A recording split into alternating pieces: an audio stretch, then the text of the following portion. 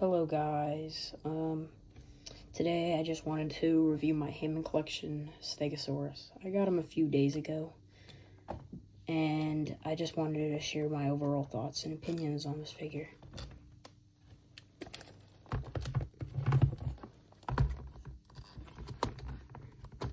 So here he is.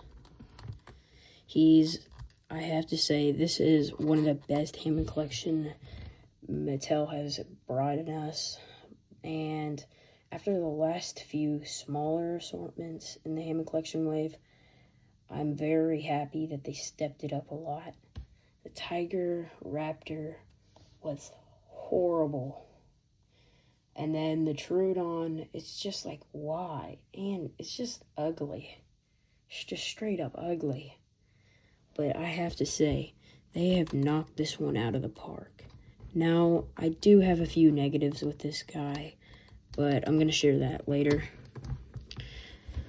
But to start off with some of the positives, the paint is absolutely amazing. They knocked that out of the park.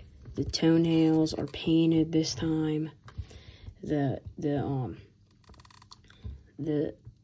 plates are actually a softer material, which is really nice, so they're flexible.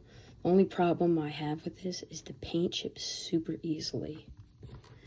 That goes same with the Thagomizer.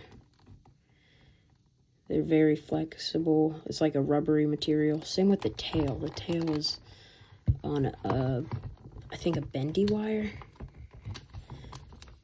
but it's very nice. Now the problem with these plates is the paint has chipped off very easily. Right here, there's a bunch of paint that is chipped off so easily on my Hammond collection stegosaurus. The glass eye is not that bad, although unfortunately his jaw cannot open for some reason. I don't know why Mattel chose not to do that, to open the jaw, make the jaw open and closable. For some reason, the smaller mainline Hammond collection herbivores can open and close their mouth. Doesn't make any sense to me.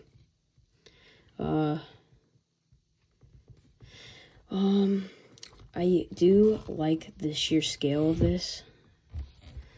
Unfortunately, it has a hard time standing up, though.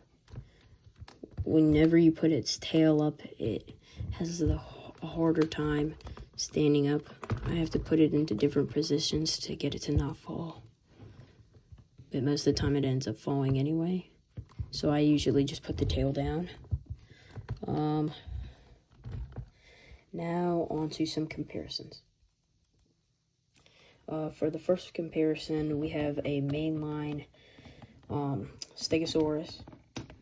Now, this one is based off of the Lost World paint scheme, but they use a Jurassic World stegosaurus, which is very confusing.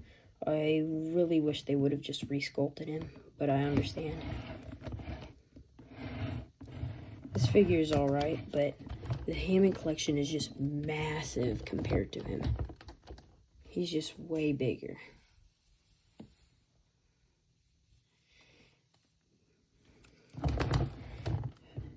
And it's a big improvement from the face. I really did not like the look of the Stegosaurus's face, but I have to say this one is just beautiful. Just beautiful.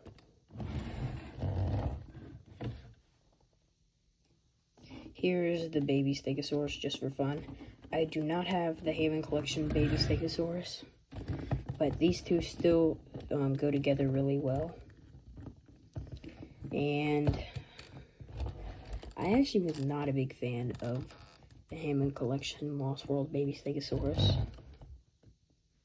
And I do not know why they released the baby Stegosaurus before the adult, especially like 2 years before this guy came out. But overall, I do prefer this baby over that one. And I still think these two go really good together. here's just the scale so you can see how big it is compared to some of the other mainline regular Mattel stegosaurus.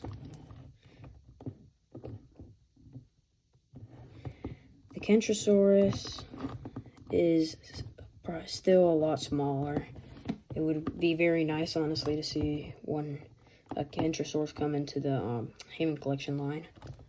But yeah, not really much to say. Now, here's a really fun comparison I was really excited to do. The Hammond Collection Allosaurus and Stegosaurus side by side. They scale up really nicely, and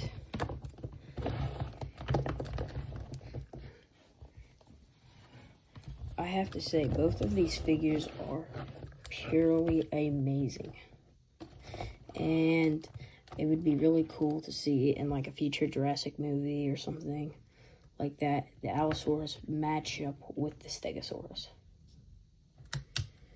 But yes, they do go to scale greatly together.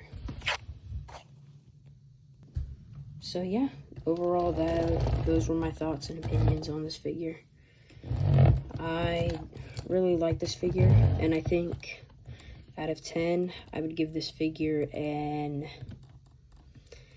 8 out of 10. But yeah, if you like this video, make sure to like, comment, and if you're feeling generous, maybe subscribe. But yeah, Albertosaurus dude out.